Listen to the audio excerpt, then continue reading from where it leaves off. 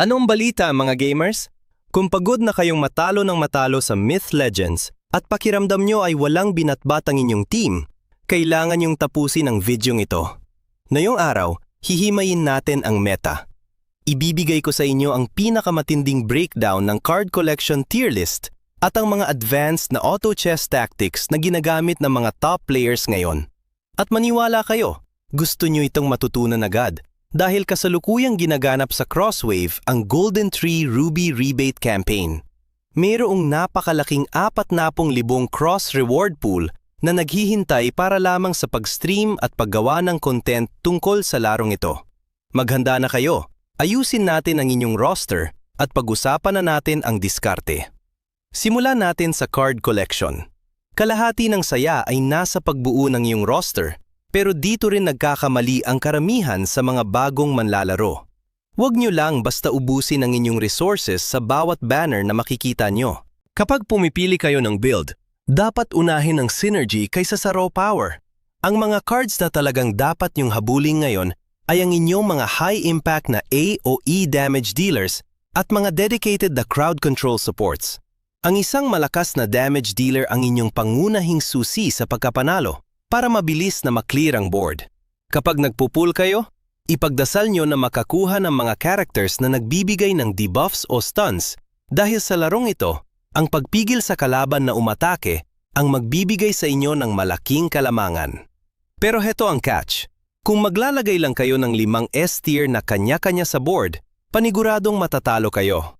Kailangan yung mag-focus sa mga faction bonuses at elemental synergies.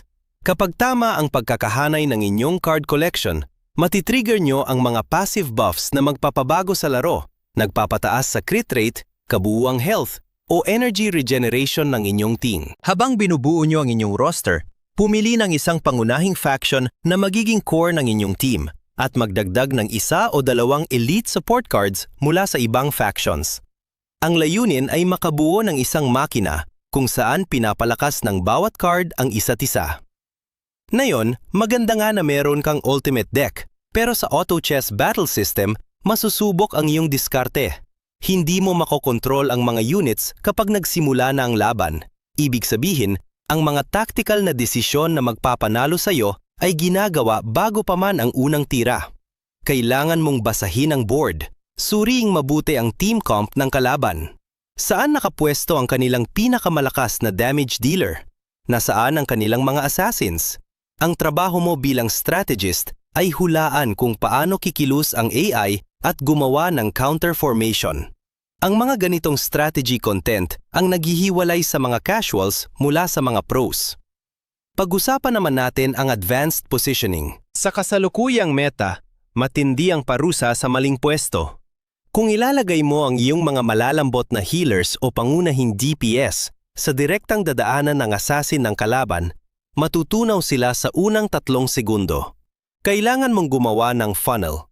Ipwesto ang iyong mga pinakamakunat at high HP na tanks sa gitna para saluhin ang unang aggro. Pagkatapos, ilagay ang iyong mga damage dealers sa mga gilid o sa mga pinakaligtas na tiles sa likod. Kung may access sa backline ang kalaban, baka kailanganin mo ring maglagay ng secondary off-tank sa likod para saluhin ang initial burst.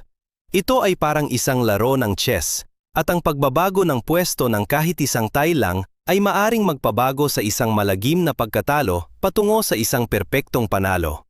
Ang pagmaster sa iyong mga card pools at pag-aayos ng iyong auto chess positioning ay magpapabilis ng sobra sa iyong progression sa Myth Legends. Simulan na ang pag-apply sa mga taktikang ito ngayon at panuurin kung paano tataas ang iyong win rate.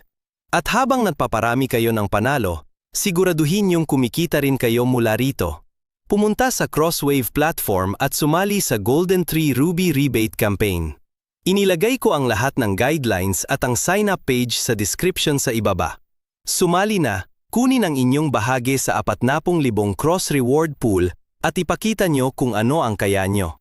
I-hit ang subscribe button para sa mas marami pang meta-breaking guides at magkita-kita tayo sa susunod na video.